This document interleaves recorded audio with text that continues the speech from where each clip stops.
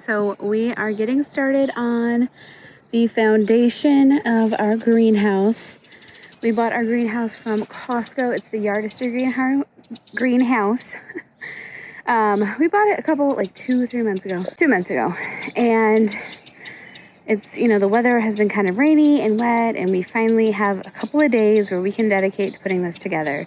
Now, my backyard tends to slope, so we had to dig a little bit out just to get the ground somewhat level, and we are about to lay the paver base to level it out for our frame.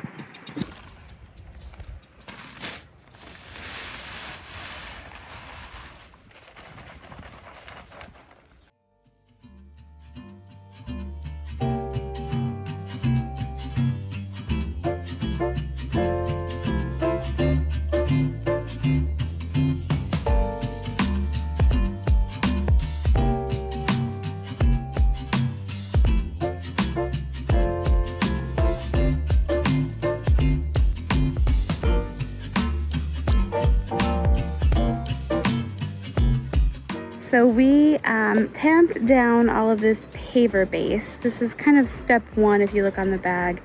It's step one to leveling out things like a patio and stuff like that. So we leveled it out with paver sand. This is a 56 square foot spot, and I think we used 10 bags.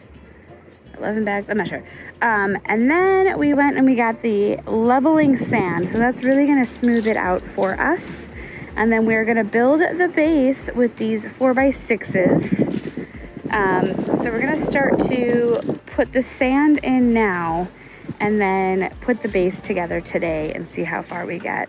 And then I think after we're done with that, we are going to just do a quick inventory of all the parts in the box to make sure we have everything and to get a game plan for putting it all together tomorrow, hopefully, and possibly the next day. So we're gonna get started.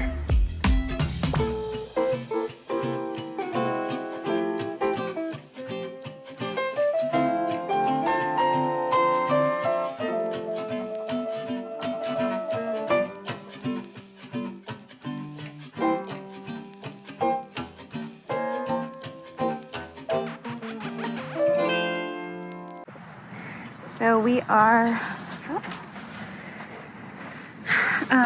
basically drilling in these like corner elbows to keep them together on each one of the corners here. Here is just an example. This was from Lowe's. Sorry for the traffic in the background. ML23Z. And the screws that we're using, show you guys. These are the screws that we are using to put them in place. This idea actually came from our backyard garden. They have a Costco Yardistry greenhouse just like us and built it last year. So we took some advice from them on how to build the frame, and that's what we got so far. So the greenhouse measures 6 feet 7 inches this way and 7 feet 8 inches this way. When we built this frame, these are 4x6s, so they're wider at the base. We added 2 extra inches to our cuts in the length just because we didn't want the greenhouse to come like flush on the outside. So we wanted a little bit of a like an inch gap in between the outside of the board and where the greenhouse would be. So we cut them, what did I say, 6, 7? So we cut it 6 feet 9 inches going this way, and then obviously we took off 12 inches from this cut because this is a 4x6, and then the length this way was a 7 by I think 10 is what we ended up doing, if that makes sense to you guys. So that is our frame for the greenhouse that we are putting up here. We did also rebarb it in. I think these are a 1/2 inch rebarbs. These were like, I think 24 inches long. I can put like the materials that we used in the comments. We did 2 rebarbs here and here, and then 1 there and there. We did them going the opposite direction. That way this is secure in the event that we have like huge gusts of winds. We do get storms here, and sometimes we do get, you know, some pretty aggressive wind here. So we are going to not drill the greenhouse into this, but we're going to find a way to attach it to this, and that way this frame itself is secured to the ground and it won't go anywhere. All right, you guys, we are getting started on the back panel. We just finished the first panel. The instructions themselves are pretty easy to follow. You just need to make sure to read the entire set of instructions and don't miss out on anything, because you want to make sure you're doing the right measurements. Very, very crucial. One thing that I do want to mention is that we took the time early this morning to do a complete inventory of everything that was in the 2 boxes and to lay them out numerically in order to make it a lot easier to start putting these panels together. We followed the instructions that came in the box to a T, reading everything and looking at all the pictures and all the details, and make sure that your workspace is completely level. We chose to use my garage floor. One thing I want to point out that I noticed is that this board doesn't come down all the way to match this panel, even though it comes down all the way here. If you guys see that gap. And I mean, the panel goes all the way down, but this little trim board is slightly short, which you can kind of tell. Like, you can see there's a board underneath there that matches up. So that kind of threw us for a loop. Right now we're just screwing down the windowsill for the back of the greenhouse. And then we're gonna work on getting the windows taped up and inserted in here.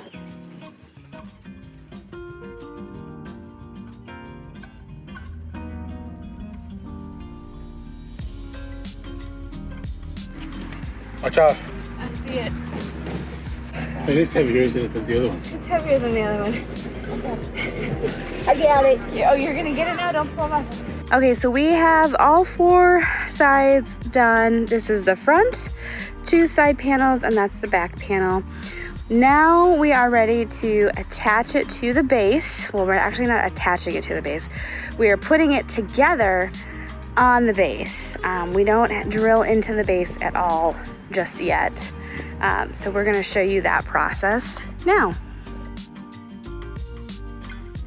So if you are following the directions, it will first tell you to start building the front panel, then the back panel, and then build the 2 side panels. After that, it will advise you to assemble the 4 sides to your base, which is what we're doing here now. This was a fairly easy process. As long as your base is level, everything should match up. You just want to make sure to square off the corners and make sure that the entire structure is evenly centered on your base. Here we are moving in that front panel after we screwed the 3 other panels together.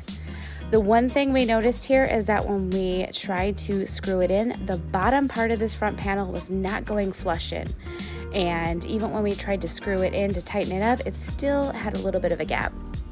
So our solution to that was to just unscrew the nails that we had put in and redo everything. Take it off and put it back on, and tried to secure the bottom first before we secured the mid part. And that seemed to work just fine. However, as we were pushing and adjusting, we did slightly move the entire structure on the base. So we had to readjust and reposition it to make sure that it was equal on each side of the base and it was nice and centered. And we made sure after we did this to check to make sure the 4 corners were squared off so it wasn't slightly twisted or crooked. Don't be afraid to take your time and do things at a nice slow pace, because you will catch more mistakes before you make them than you will after. And taking things a little bit slower just allows you to make the right moves and make sure you do it the right way the first time. And just a shout out to my oldest daughter for doing a little bit of the heavy work for us and assisting us in building this greenhouse. She was so helpful. So we have our 4 walls up and screwed in together. I made sure to square it off just so it wasn't like slightly crooked or anything. And we wanted to make sure that it was kind of equal on this base here and it wasn't hanging off or anything.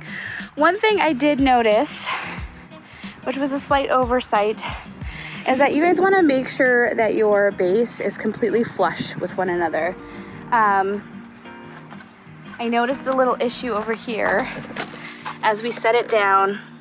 These 2 boards where they come together are not flush. And so this greenhouse is slightly floating off of, like floating here, which we're just gonna get some shims and put it underneath there for support. And that should be fine, but you wanna be careful with that. It's just something I didn't even think about or consider, and you gotta watch out for that. So you can hardly tell from here, but I think just, you know, some super tiny, like thin shims will be fine for some extra support. But other than that, it kind of went on this base pretty easily. If you spend a lot of time making sure your base is leveled, it will, you know, you won't have the big pains in the butts later. This side, I don't see that problem. So now we're gonna attach the sills, the window sills to the sides. And I think after that, we're gonna call it a day and work on the roof tomorrow.